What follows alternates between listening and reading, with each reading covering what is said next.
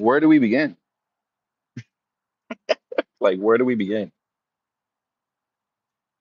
Arsenal fans in tears, in tatters, bro. I mean, congratulations. You all won the Premier League after 22 years. Fantastic. That's great. You guys can hold have that, and it doesn't really matter to me. Now, you guys lost the biggest prize in the club game on penalties. It's crazy.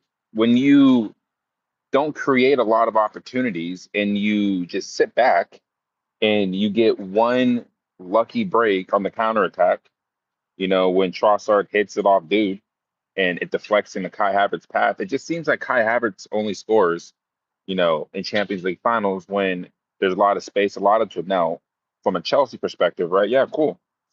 We appreciate that second Champions League title that you gave us 5 years ago. But even then, I have a few issues with the penalty selections that Arsenal had, bro. Noni Madueke, why didn't you step up to take a penalty, bro? There's no time for losers, bro. You allow your center back to be your fifth penalty taker? Where's Noni Madueke at, bro? Over here crying because he lost in the Champions League final. I thought you were going to go win bigger things. Like I said, congratulations, bro. Y'all won the Premier League title. Cool. What does that mean right now? You got Arsenal fans on social media going, "Oh yeah, look at this! Like we're still champions of England." No one gives a fuck if you guys are champions of England. This was supposed to be the major prize that Arteta wanted. He said he had a 5-year plan. He's in his fifth season, right? You guys get to the final. Like PSG, the first half were dreadful. They were horrible, right? But Arsenal didn't do much in the first half, really. I mean, if you really take a look at the microcosm of the first half, bro, you take away that chance that Kai Havertz had, and maybe that cross that Bukayo Saka had towards Trossard. But even then, like Arsenal didn't do as much as they should have in this game. They weren't brave enough on the attack. Why? Because they were so petrified of PSG on the counterattack that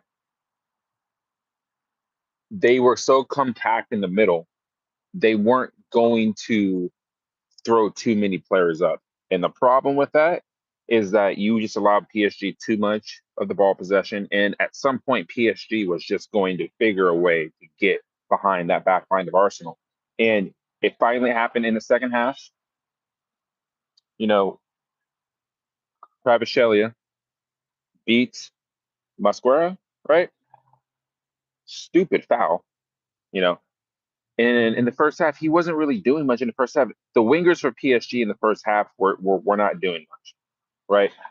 Arsenal had four center backs in their back line just to play on the defensive side of the ball. Now, if Arsenal had the players going forward on the counterattack, really, PSG probably would have played a bit more timid. But it goes to show that the only team that I've seen able to disrupt what PSG does was Chelsea last summer. Enzo Maresca's Chelsea. But even then, right? People are going to make the excuse that PSG played too many games. Arsenal had a full preseason, bro. PSG played through the summer, still won their league title, still ripped through the Champions League. And in the second half, Arsenal were fortunate not to concede more than 2 goals. Second half of extra time. If Vitinha puts that ball away in the top corner, we're having a different conversation about penalties and all that stuff, right? But again, my question is, why is Gabriel taking the fifth penalty? That's my question. Why is he taking the fifth penalty? Nobody can answer that for me. Arsenal fans going to be like, "Whoa, he's one of our leaders of the team, so he should be stepping up." Right, but generally your attackers should be the ones, or your midfield players should be the ones that are stepping up and being involved in the first five penalties. Once it gets past that fifth penalty and it's like 5-5 or whatever, or they both miss one and it's 4-4, that's when you start looking at, you know, your center halves, your goalkeeper would have to take one at that point. But again, Bukayo Saka today, dreadful. He was not good today. And This is why people question, is he a big game player? I don't think he's a big game player, bro. I think he goes along for the ride a lot of the time. And now you're starting to really question, is this Arsenal team ever going to win a European title? I don't think so. I think this was their best chance. This is probably the best Arsenal team we've seen in a very long time. And the fact that they couldn't get it done in this fashion, you're going to have to start asking more questions, honestly, about if they're going to ever win it. Because I don't think they get back to the final next year. I think they get to the quarterfinals. But at this point, this was their best chance to win the Champions League since 20 years ago. And it's the same story again, just not able to get it done. Arsenal fans were in dreamland, scoring in the 6 minute, Kai Havertz, all that stuff. They were thinking, yeah, man, we finally got it. But you have to remember, it's a 90-minute game, and it went to 120 minutes. PSG were going to find a way to unlock this Arsenal back line.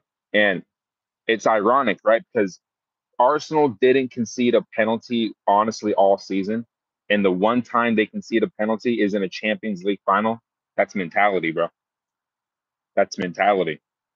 They started to feel the pressure. PSG was putting the pressure on Arsenal. And then once PSG scored, I'm in my car driving to work watching this shit. I screamed just as loud as if Chelsea were in the Champions League final. Why? Because I hate Arsenal, bro. I'm happy that they lost this. It didn't bring a tear to my eye, but it made me feel a lot better about going into the summer knowing that Arsenal are not European champions. I can care less if they're champions in England, though. It's whatever, right? But when it comes to this particular game, Arsenal, you bottled it, bro. You guys bottled it. I'm sorry. It's how it is. And I'm not gonna stop being I'm not going to stop the banter. I can rub as much salt in the wound as I can because I've been seeing Arsenal fans talk for the past 2 3 weeks since they clinched their spot in the Champions League final, saying we're going to beat PSG. We'll show you guys that we'll beat PSG. You guys were never going to beat PSG. You guys never were. And when you play a caveman style of football with the tactics and the setup that Arteta had, to have four center halves, bro, in your back line is crazy. You needed more dynamism on the wings, bro, in those fullback positions. You really, really did. But again, you have to question Mikel Arteta's thought process and why didn't he take off dude when he got that yellow card, right? Why didn't he take him off? Because Julian Timber hasn't played in what, 11 weeks or whatever, 11 games? I don't want to hear that. You like Arsenal had a chance to really set up shop in the second half and really just play as defensive as possible. But when you have four center halves in your back line, you're not going to necessarily be able to go up the pitch on the counterattack. And Arsenal had a chance towards the end of, I believe it was the end of the second half, where they can get on the counter. Three subs are on there. Their back line is tired. Marquinhos, Pancho, all these guys are tired, right? And they fumbled that counterattack. All I'm going to say is this. Congratulations to PSG, back to back winners of the Champions League, Arsenal, and their fans. Y'all can hold that. Y'all can honestly hold that. Like, it's just great to see Arsenal fans in tears, Arsenal fans distressed because they're never going to get their hands on the big year trophy. And just remember, Chelsea's got two of them. We got two, bro. You guys will never win a Champions League as long as I'm alive. That's what I believe. And number two, the rest of Europe is just going to get better. The rest of Europe was everyone was against Arsenal today, and it felt great. It felt great. No matter what the allegiances were, everybody knew if this team were to win a European trophy, you'll never hear the end of it. But now we can all happily still sing Champions of Europe. You'll never sing that. And you guys never will, ever. But I just wanted to hop on here, give my thoughts on the final. Luis Enrique, again, like I said yesterday, this PSG team will probably go down as one of the greatest European sides that we've seen in a very long time. To go back to back in the Champions League like that, in the fashion that they're doing it, they ripped up Inter Milan last year 5-0, and they beat Arsenal in the penalty shootout. Now, Ebery Echeze, let's have a conversation about this, brother. He missed a target so bad, man. And you wonder what's going through his head right now, right? What is going through Ebery Echeze's head? I'll tell you. I'll tell you, man. The moment was too big for him. The moment was just too big for him, man. And you saw the way that he ran up, super stutter steps, not really sure what he wanted to do. You know, the goalkeeper was just waiting and waiting and waiting for him to take it. And he wants to do all these stutter steps. And like that's my problem when players do that. If you're indecisive when you're taking a penalty like that, you're going to miss every time. Every single time, bro. But hey, again, Arsenal lose in the Champions League final. It's fantastic. It's great. It's going to make my summer a lot better. It's going to make a lot of other fans' summers a lot better now that the World Cup is coming up. Everyone now is gearing up towards that tournament, and we'll see what happens there. At least in this tournament, I'm not going to be hating on anybody. But in this game, this was one of the most successful hate watches I think any non-Arsenal fan has ever had. And it's fantastic, bro. But yeah, Arsenal fans, hold that L, bro. Hold it. Drown in your sorrows, drown in your tears. Arsenal got the easiest run through the final and still bottled it. Yeah, bro. Like they still bottled it, bro. Every Echeze, Noni Madueke, not taking a penalty. Again, I'm gonna stress this. This guy is a week ago saying no time for losers. You had a loser's mentality, not stepping up and taking that freaking penalty, bro. You should have stepped up instead of Gabriel doing it. You should have stepped up and took it. And even if you missed, at least you stepped up and you took that pen. Gabriel should have never been that fifth penalty taker. And that's a major talking point that I think Arsenal fans really need to actually think about. Why is our center half taking a penalty in the first five? It's a question that Arsenal fans are going to have to ponder for the next 3 months. And that's fine. Ponder on that, bro. Because you guys, once again, bottled another final. And that's fine. That's what we're here for. That's what Chelsea fans are here for. That's what Spurs fans are here for. This is what all the fans are here for. Seeing Arsenal bottle another final. This is their second loss in a final this season. They lost 2-0 to Man City in the League Cup, and they lost in the Champions League on a penalty shootout. Maybe they should watch the 2012 Champions League final on how to take penalties against a team you're not supposed to beat. Just saying, bro. Just saying, man. So yeah, Arsenal lose on penalties, 4-3. It's fantastic. My day got a hell of a lot better after seeing that. I jumped up and down on the line, bro. I was happy as fuck, bro. But yeah, man, we're here. Let me go ahead and check something out real quick. I will be right back. Arsenal, Arsenal, Arsenal, bro. I'm over here squatting down, bro, because I'm out here. It's fucking hot out here, man.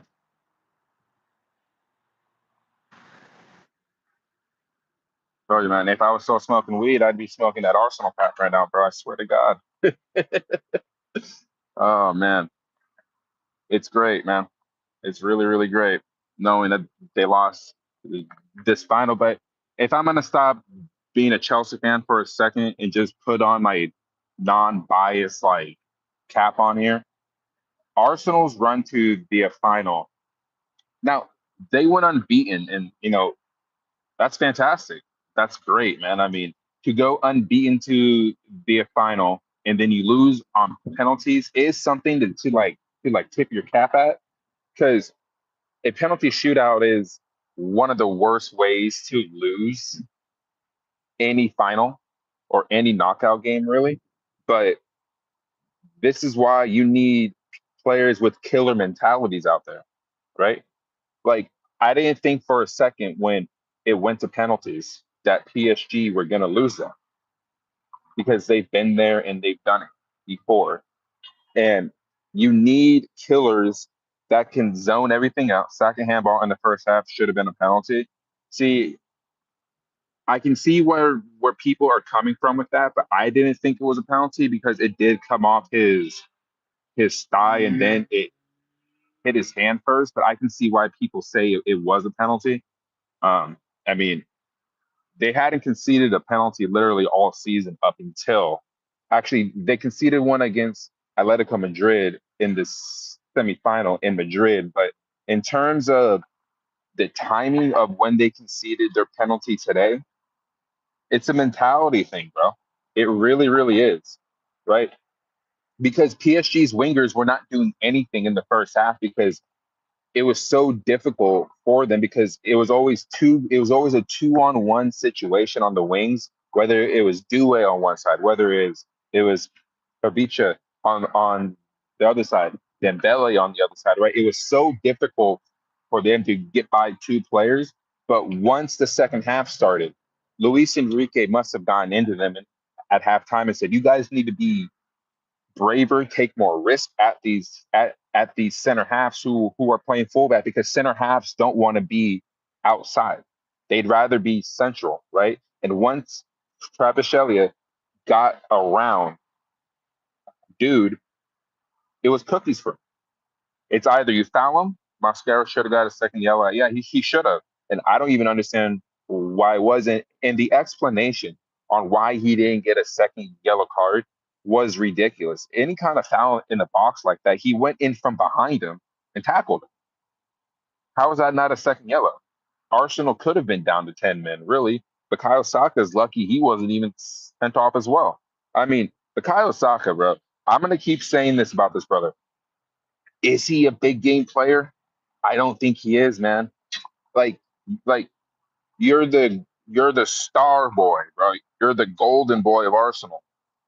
You put Cole Palmer in that situation. You put I don't know João Pedro in that game.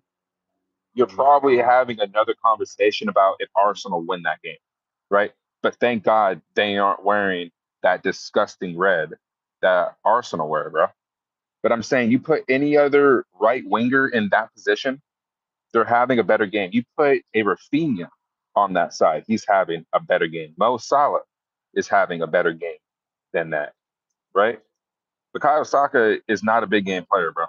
And we saw it again today. Take a look at the stats that this brother had. I watched the game from minute 1 to minute 120 and the penalty shootout. I was looking for him. I was looking for him the entire game. Was nowhere to be seen, right?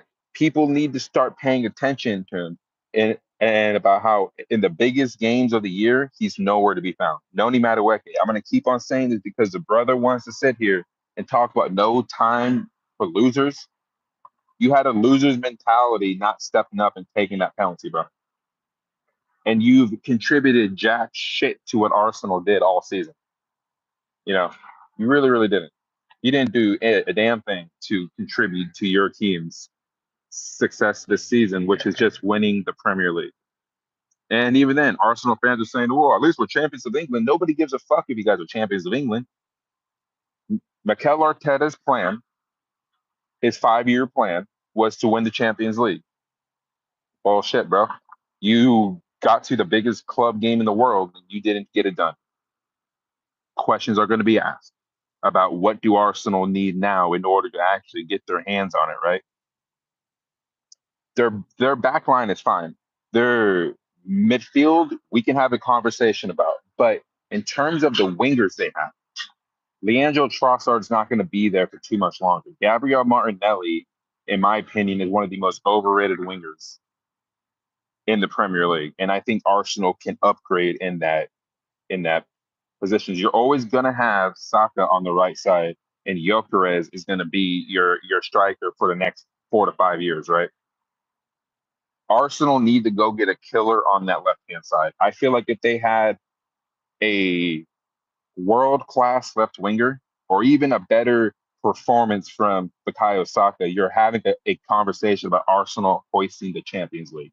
But I'm not even hating on it at that point. If Saka is going to continue playing on the right hand side in the biggest games, I'm okay with that. I promise you, I will be okay with that. But if Arsenal go get a killer left winger, then we should be a little bit more worried about their attack. But until Arteta figures out a different style of play, especially in the biggest games, because you can't set up like that, man.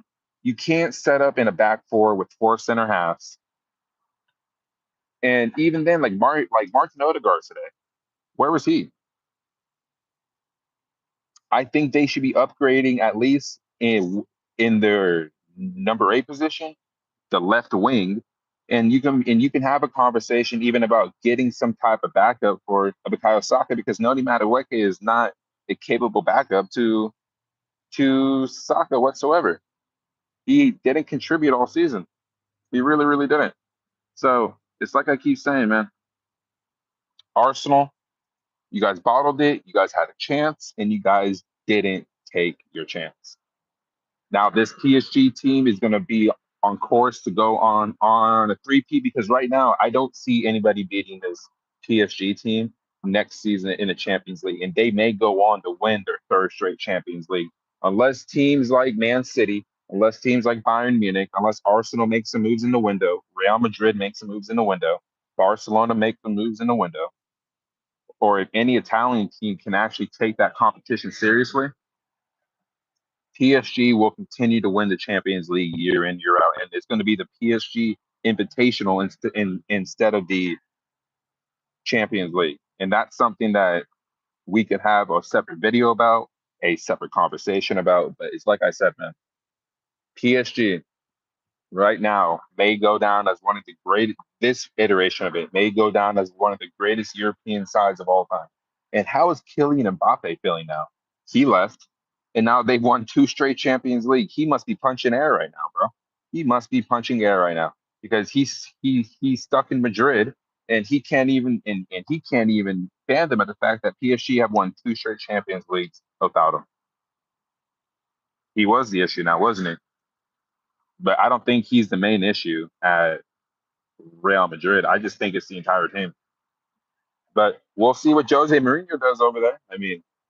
Or I mean, I think the only team right now that can seriously beat this PSG team is Bayern Munich. That's the only team I can see right now. But the last team to actually beat them convincingly was a team in West London that has 2 Champions League titles, bro. We will forever be the only team in London, and I don't even live in London, bro. I live in California. But Chelsea will be the only team in London that will ever win a Champions League. It's just a fact, man. It's just a fact. Good boy. What's going on, Ahmad?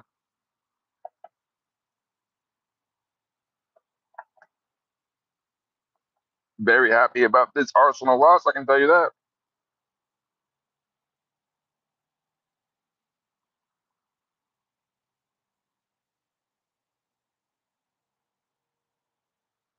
Ooh, man, it's been very, very. It's been a very good day. I can tell you that.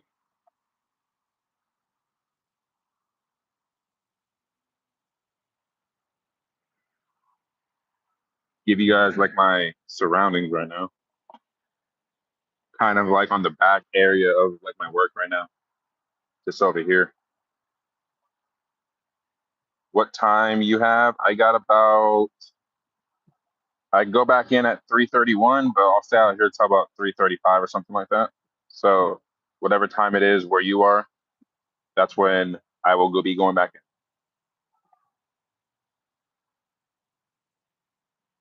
How did you feel about the game today, bro? Were you happy that Arsenal lost?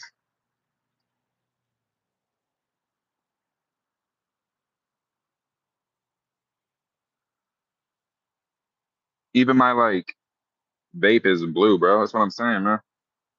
You have a girl. I do have a girl, and she's pregnant right now. I love her very much.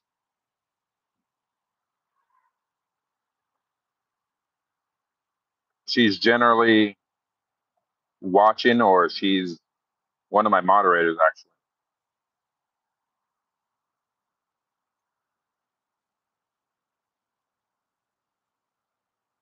Nice, man. I'm very happy for you. I'm sure you guys love each other very much.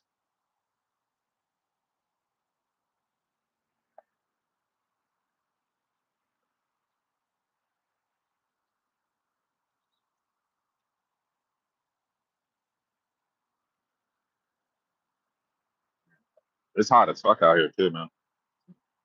Like a few days ago, it was raining pretty bad out here, but then all of a sudden now, see, the one thing about living out here in the Bay Area, you sharker. Okay. But the one thing about living out here in the Bay Area, bro, is that it's so bipolar.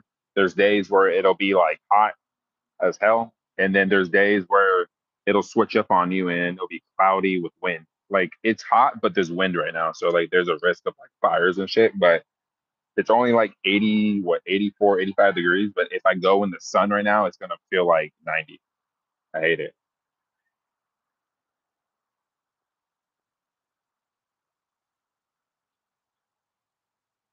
Who's your pick for Game Seven, OKC or the Spurs? Ooh, thank you for asking me that question, bro. Honestly, I've been talking about this at work with my coworkers. I told them a week and a half ago I had the Spurs and the Knicks in the finals, and I'm pretty close to getting that right. But yeah, I got the Spurs winning. Jalen Williams isn't even about to be um, available for Game Seven, which is a huge loss, I think, for OKC. So we'll see what happens. I mean, all the pressure's on Oklahoma City to get the job done, right? But I think Wembanyama needs to have probably the best game of his career, though, to pull this out. Do I have a bike? No, I don't have a bike. I drive, even though I know how to ride a bike, but I drive. But yeah, I got the Spurs winning, but I think it's going to be very close, bro. I think it might even go to overtime. Like, I don't want to see Oklahoma City in the finals. Like, everybody was talking about the hate watch for Arsenal, right? You pick PSG and Spurs, you're a smart man. Everybody was talking about like the two of the biggest hate watches of all time, Arsenal versus PSG. PSG got the job done in their sport. The Spurs need to get the job done in their sport, beat Oklahoma City. And if I'm to give a score prediction, bro, I think the Spurs win in overtime. I'm gonna go 125, 120. I think the Spurs won by five. I just think the loss of Jalen Williams, and that's a good 20 to 22 points a game. I think that's a huge loss, bro. And it's gonna mean that Shea is gonna have to be even more aggressive, which means you may see more foul calls for OKC. But if Wembanyama, if he's able to drop, say, 35 to 40 points, get like 3 or 4 blocks, get on the boards, and then like maybe throw in like 4 or 5 assists, I think they can get it done. Because I don't think I had the Knicks winning the entire thing, but the Spurs tonight, they need to stay out of foul trouble, I think. I think if they're able to stay out of foul trouble, I think there's a possibility that they can blow out OKC. But I think that you're going to see a lot of close calls in terms of fouls, and SGA is going to be able to get to the free throw line a little bit too much for my liking, but it's going to happen. I think the Spurs do win by five, but it's going to be a very back and forth game. Give me 1 second, guys. I mean, yeah, I got the Spurs winning 120, 125 to 120 in overtime because the first game I think went to what, like two overtimes, I think. So we'll see what happens. I mean, I'm looking for Victor to go crazy in this game, honestly. SGA will probably have a pretty good game, but is it going to be enough, right? If Chet Holmgren can't, I think for OKC to win this game, Chet has to go crazy, bro. Like Chet really has to probably drop like 20 to 25 points along with SGA. If if he doesn't, you're out.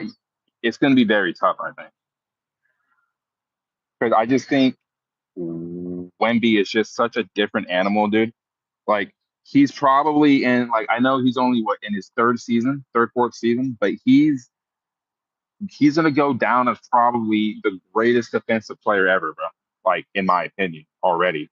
Like to for a dude to be 7'4" and have a wingspan of basically 8 feet, like you're not going to be able to drive to the rack on him. He has a good handle. He shoots like Steph low key.